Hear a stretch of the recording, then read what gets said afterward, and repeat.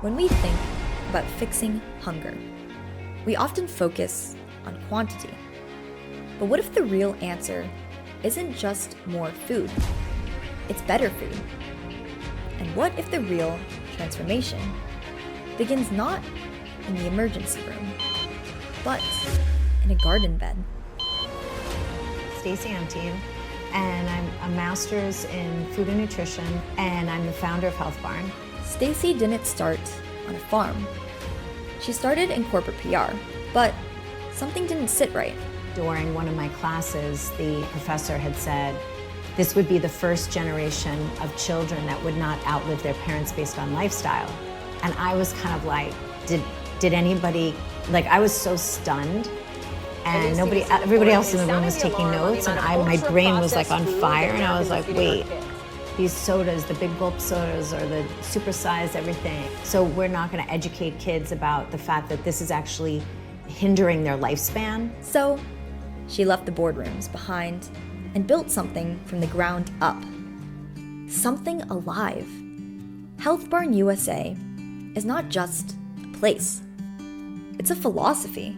We're entering the Health Barn Garden, which, as I told you, what's so unique about it is that kids take care of this.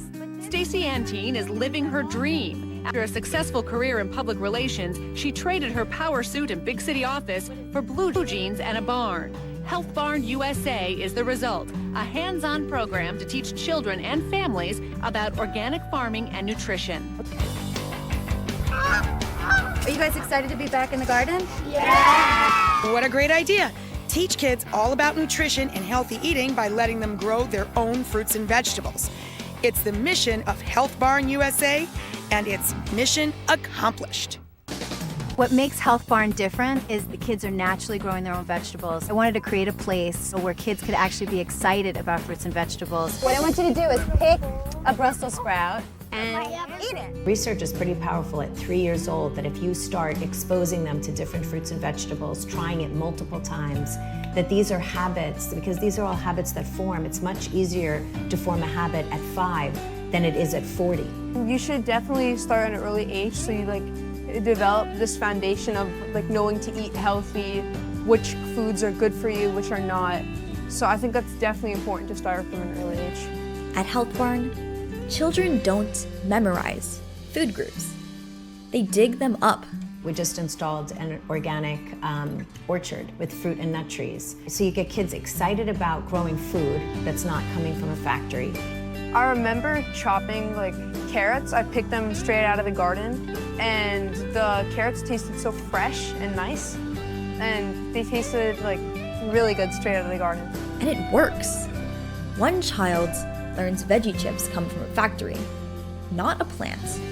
Another trades graham crackers for carrots. So it's about trying and exposure, but it's also about learning. Okay, for a child, it's so simple. It's like you go out to the garden, you pick a carrot, you bite it, and you're like, I tried it. Education can spark agency at any age, but especially when it starts young. We have to teach people skills, not only nutrition education, which is important. We have to start teaching skills. Even now at Health Barn, when we're pulling things from the garden, we have to teach them, you don't put water on food that isn't going to be served on vegetables. You have to be able to peel the onions a certain way to keep them so they're not rotting. We did a lot of activities making and preparing healthy foods and learning about healthy snacks and what we should choose to eat. In 3rd grade, working with them on a hydroponics lesson teaches at a young age the pride of sustainability and growing food for their family. This is about giving families not just food, but knowledge. You can't fault a child for choosing soda over water unless you teach them why. Nature will never go wrong. We can't go wrong with nature. And the ripple effect, well, it reaches parents, homes, entire communities. The child is being educated, and then the child's enthusiasm, the parents are like, yay, yes, you want to make raspberry crumble? Or you want to make a smoothie today, the rainbow swirly smoothie? Great. Eating a melon fresh from the garden. Have you ever had this experience? No. No. And is it good? Yes. Is it, like, how good is it? It's great. It's better than the one from the supermarket. And that is a honeydew melon. Did you know that? Yes. Great. Do you know what vitamin it's high in? No. High in vitamin C. Well, whatever vitamin it has in it, it sure tastes good. We've been trained to think that labels like natural or low fat means good for you. But what if we taught people how to look deeper?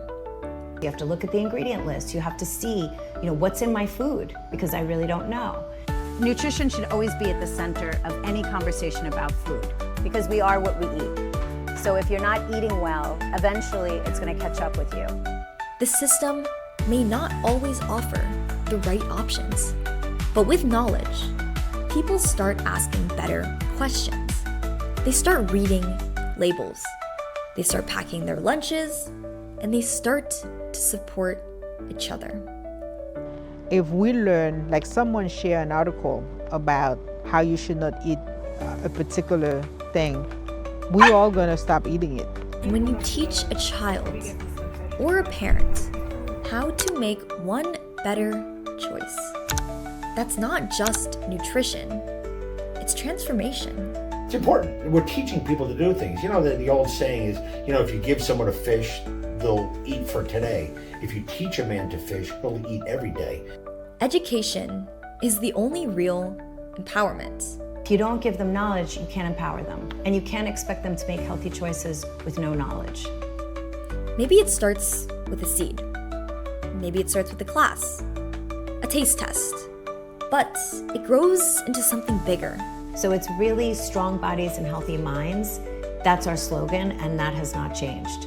And maybe one day, food won't just be a product that we consume or a crisis that we can fix, but food can be a right that we nurture.